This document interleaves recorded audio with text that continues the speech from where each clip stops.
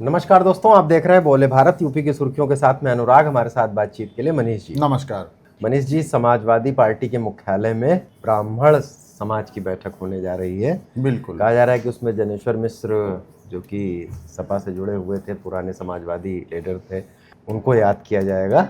और इसमें समाजवादी पार्टी के जो ब्राह्मण नेता हैं, बलिया के सांसद सनातन पांडे, जो उनके नेता प्रतिपक्ष हैं माता प्रसाद पांडे वगैरह भी जुटेंगे। देखिए, मौका भी है चुनाव का, और उसके नाते अपने जो उनके आइडियोलॉग रहे हैं उनको याद भी कर लेगी समाजवादी पार्टी। और ब्राह्मण समाज, ब्राह्मण आवाज, ब्राह्मणों की नाराजगी, ब्राह्मणों की निंदा, ब्राह्मणों की मीटिंग, ये तो शब्द जैसे चुनाव आते हैं वैसे सुनने को बहुतायत में मिलने ही लगते हैं। आपने पिछले दिनों देखा होगा कि किस तरीके से तमाम बातें आई। तो अब ये देखना होगा कि मनोज पांडे की भरपाई किस रूप में समाजवादी पार्टी करती है, क्योंकि मनोज पांडे के व्यवहार से अखिलेश यादव और समाजवादी पार्टी भरसक वाकिफ थे। उसके बावजूद उन्हें अखिलेश यादव ने विधानसभा में चीफ व्हिप बनाए रखा था, जिससे कि उनके ऊपर उंगली उठाकर या उन पे कार्रवाई करके कोई एंटी ब्राह्मण मैसेज न जाए। लेकिन मनोज पांडे चले गए भाजपा में।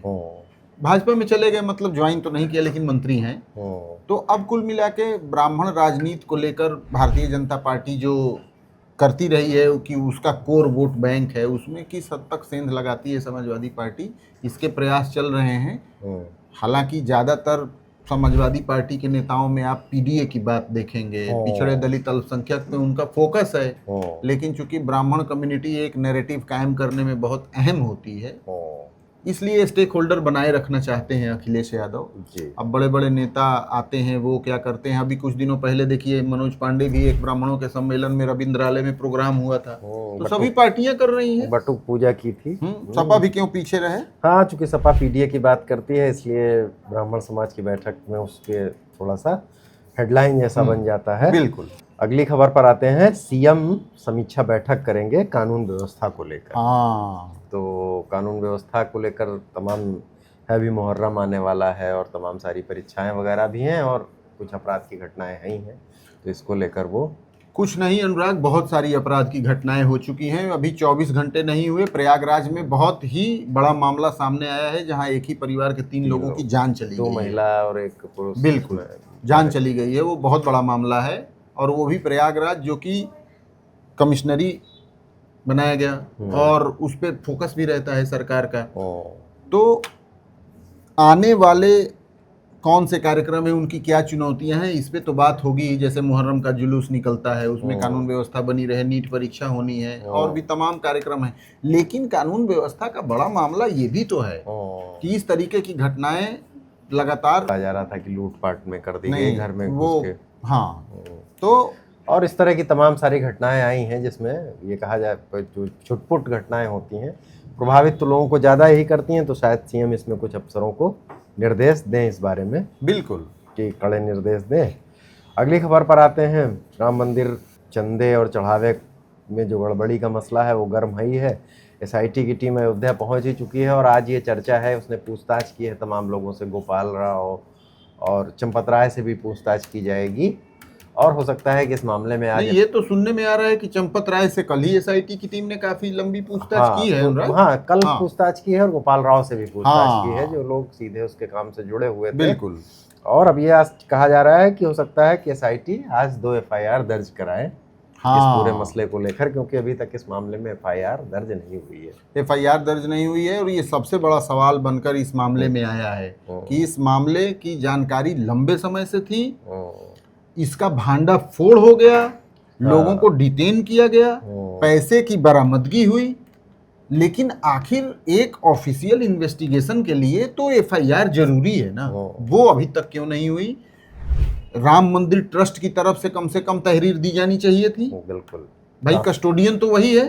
राम मंदिर ट्रस्ट प्रबंधन की तरफ से बिल्कुल तहरीर दी जानी चाहिए थी। लेकिन एक नैरेटिव ये भी तो चल रहा है ना अनुराग, कि जितने सारे लोग पिलर्स हैं, की पर्सन्स हैं, वही लोग खुद इस संदेह के घेरे में हैं। तो ये बात है, संदेह के घेरे में है, बिल्कुल। वो भी जांच के दायरे में है। जांच के दायरे में एफआईआर तो होनी ही चाहिए। खैर, एसआईटी अब उसको करेगी। और बहुत सारे देखिए इसमें अभी तो जो हाल फिलहाल खुलासे हुए उनको भी छोड़ दीजिए, ऐसे भी लोग सामने आए हैं, वो कह रहे हैं कि हमने तो बताया था।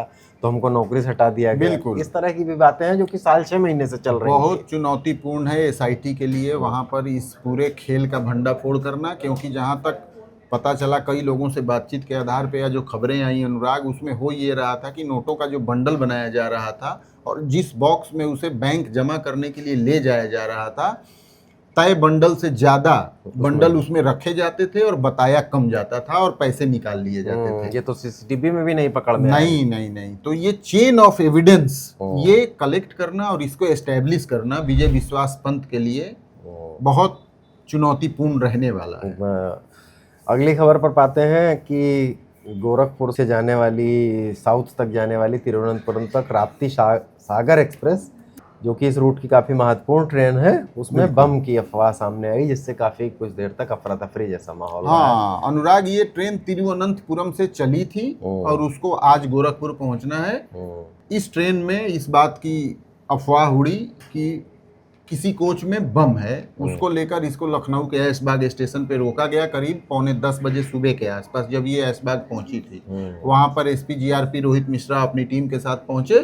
उन्होंने ये ट्रेन है राप्ती सागर एक्सप्रेस 12512, ये तिरुवनंतपुरम से गोरखपुर चलती है। आज ये गोरखपुर के लिए जा रही थी, तो जब उन्नाव से क्रॉस हुई है ट्रेन, तो आरपीएफ कंट्रोल के एक यात्री ने ही सूचना दी, जो उस ट्रेन के S2 कोच में यात्रा कर रहा था, कि ट्रेन में बम रखा हुआ है, जिस पर ट्रेन को ऐशबाग में रोक लिया गया था और हमारी एंटी साबोटाज चेकिंग टीम और बम डिस्पोजल टीम के द्वारा पूरी ट्रेन की सर्च कराई गई और चेक किया गया, तो कोई ऐसी वस्तु नहीं मिली है और ट्रेन को सकुशल रवाना किया गया है। ट्रेन इस समय बाराबंकी क्रॉस कर चुकी है और अपने गोरखपुर की तरफ जा रही है। जिस व्यक्ति ने सूचना दी थी उसको हमने अभी फिलहाल रोक लिया है और उससे जानकारी और पूछताछ की जा रही है कि उसको ये सूचना कहाँ से प्राप्त हुई और अन्य डिटेल की भी जानकारी की जा रही है। जिसको इंटरसेप्ट किया सर, क्या ये मजाक था, क्या एक या सोची समझी साजिश के तहत उसने कुछ कर दिया? हाँ, अभी रोका है। अभी जो चीज़ें वो बता रहा है वो हम वेरीफाई कर रहे हैं और पूछताछ कर रहे हैं। पूरी ट्रेन को खंगाला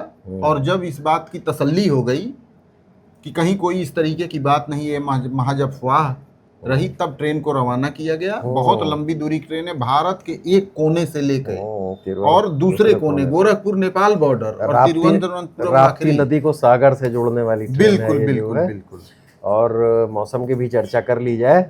मौसम अब आज 15 तारीख हो गई है, 20 तारीख कहा जा रहा था मानसून आने में, हो सकता है कि 2-4 दिन विलम्ब से आए मानसून। आज तो कड़ी धूप है कई सारे प्रदेश के हिस्सों में, हालांकि दिल्ली एनसीआर में फिर अलर्ट आया है कि तेज बारिश के साथ आंधी तूफान आ सकता है। और अलर्ट आ रहा है, वैसा बहुत भयानक तो नहीं आ रहा है, लेकिन वहां पर कुछ न कुछ छुटपुट हो ही जा रहा है बारिश। और तो ये है, राहत मिल गई। देखिए अनुराग, टेम्परेचर की बात करें तो बहुत मुश्किल हालात शुरू हो गए हैं फिर से, वैसे लहर वाले, तपिश वाले। और बांदा, उसने फिर देश भर में रिकॉर्ड बनाया है। 43.4 डिग्री सेंटीग्रेड दिन का तापमान अधिकतम रहा है।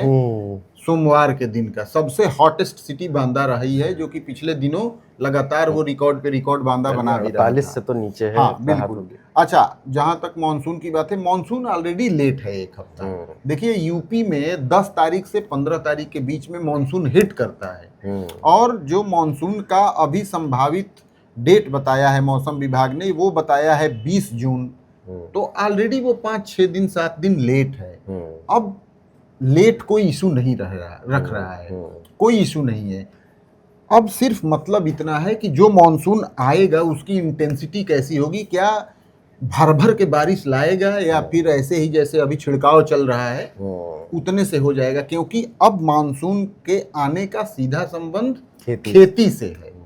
इंसानी राहत की बात पीछे छूट गई अब कि मौसम खुशगवार हो गया, तपिश से राहत मिल गई, टेम्परेचर कम हो गया, ये सब मामला अब पीछे।